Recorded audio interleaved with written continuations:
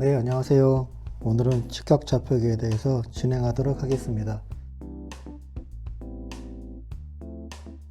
이 직각좌표계에는 기준계와 좌표계 이 두 가지가 있습니다.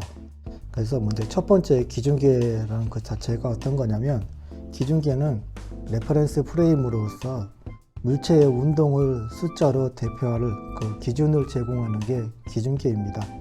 예를 들어 속도의 기준, 또 그 가속도의 기준, 이런 기준을 제공하는 틀을 우리는 기준계라고 얘기를 할 수가 있습니다. 좌표계는 코디네이트 시스템이라고 해서 물체의 위치를 숫자로 표시하는 좌표계를 얘기를 합니다. 기준계와 좌표계는 서로 다른 의미가 있고, 우리가 기계에서 얘기하는 그 X축 또 Y축, 이런 Z축의 원점을 정하는 것은 기준계라고 할 수가 있습니다. 그렇다면 좌표계는 어떠한 점을 표시하는데 어떤 종류의 좌표를 이용할 것인가를 가지고 결정이 되는데, 그래서 그 기준계는 원점과 그 좌표축의 그 방향을 정한다면, 좌표계에서는 좌표계의 종류를 정합니다. 기준계를 대표하는 그 말로는 관성기준계와 비관성기준계가 있지만, 좌표계에서는 직각좌표계와 원통좌표계, 또 구좌표계가 있습니다. 이러한 좌표계에서 가장 이해하기 쉬운 좌표계에서는 우리가 알 수 있는 직각좌표계라고 얘기할 수가 있습니다. 직각좌표계에서는 각 위치에 또 각 축에 그 수선을 그어서 구한 좌표를 우리가 직각좌표라고 할 수가 있는데, 여기 위치 P가 있다면 이 P에서 각 축에 X축에 이렇게 수선을 그어서 만든 축을 우리가 X좌표계라고 얘기를 하고, Y축에 수선을 그어서 만든 좌표를 Y축 좌표계라고 하고, 또 Z축에 이렇게 수선을 그어서 만든 좌표를 우리는 Z축에 관련된 좌표계라고 얘기를 할 수가 있습니다. 여기서 수선이라고 한다면 그 면에 수직으로 선을 그어서 만드는 것을 갖다 우리는 수선이라고 얘기를 하고 있습니다.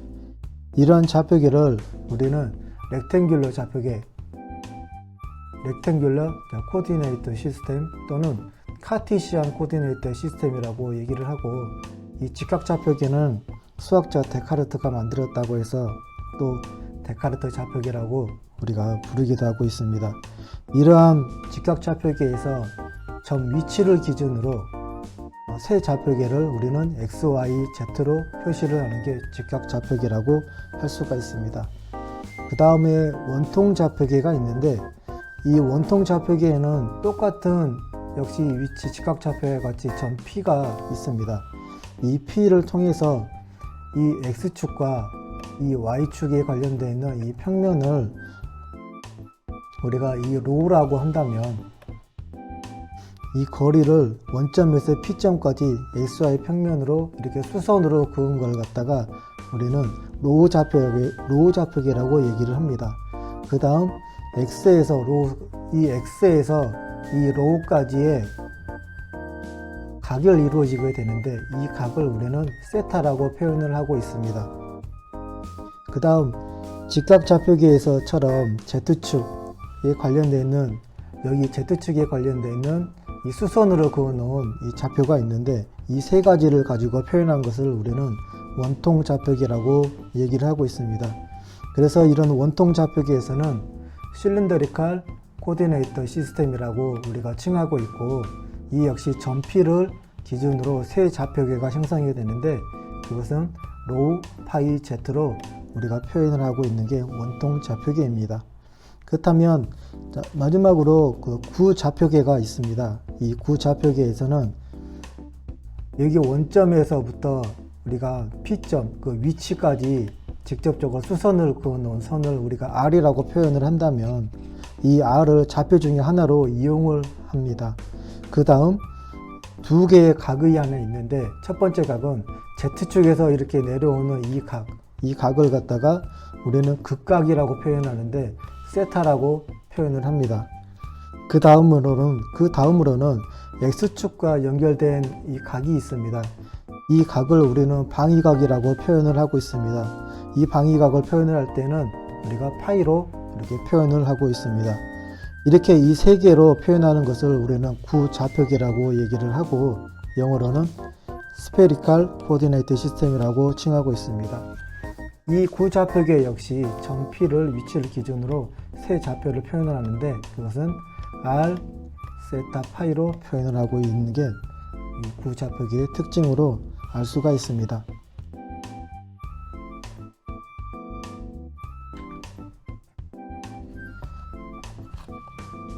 그 다음으로 직각좌표계에는 물리량과 그 운동량을 표현하기 위해서 세 개의 좌표, 즉 x, y, z로만 표현하는 것 외에도 벡터를 통해서 우리가 표현하려면 방향이 필요하겠죠.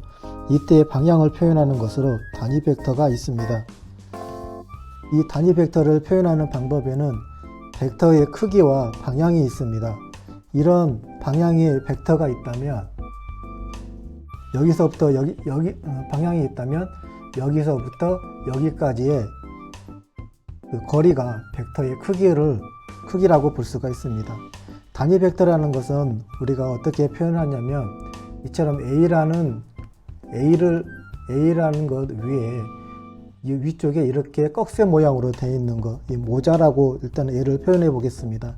이런 걸 갖다 우리는 A 햇이라고 부르는데 이걸 우리는 A라는 벡터의 단위 벡터라고 우리는 칭하고 있습니다. 그래서 A라는 벡터가 있다면 A라는 벡터와 방향은 같고 크기가 이른 벡터를 우리는 단위 벡터라고 얘기를 하고 있습니다. 그래서 여기에 나와 있는 것처럼 A라는 벡터의 크기가 2.5라고 한다면 그 중에 크기가 1만 있다는 그 자체, 크기가 1만 있는 걸 우리는 단위 벡터라고 할 수가 있습니다.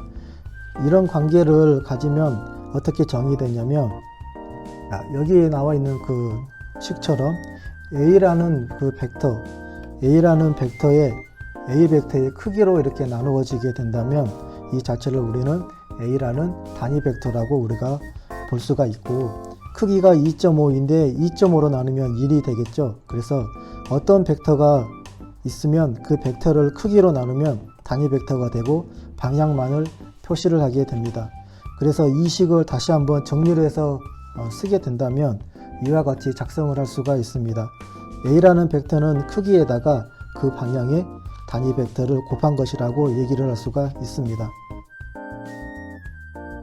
그 다음으로 직각좌표계의 단위 벡터라는 게 있습니다. 이 직각좌표계의 단위 벡터는 각 축의 방향을 x, y, z축을 가리키는 세 개의 벡터 크기를 1인 것을 단위 벡터라고 얘기를 합니다.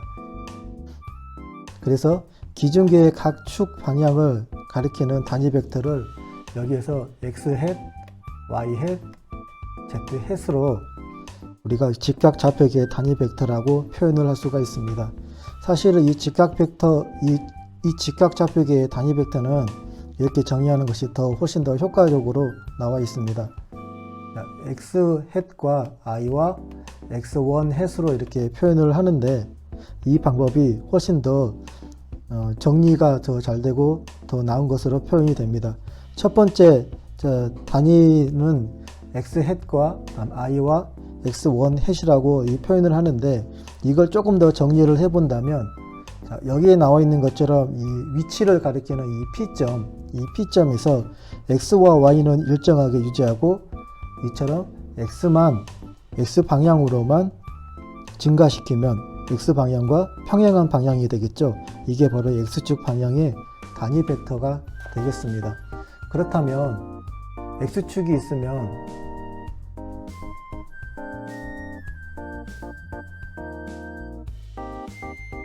y축도 같은 해당이 되겠죠. y축 방향의 단위 벡터를 한번 봐보겠습니다. 부좌표계의 z축과 x축은 일정하게 유지하고 y축만 증가하는 방향을 우리는 y축 방향의 단위 벡터라고 표현할 수가 있습니다. 이처럼 x축이 증가됐으면 x방향이고 y축만 증가를 되는 부분을 우리가 y벡터의 단위 벡터라고 볼 수가 있습니다.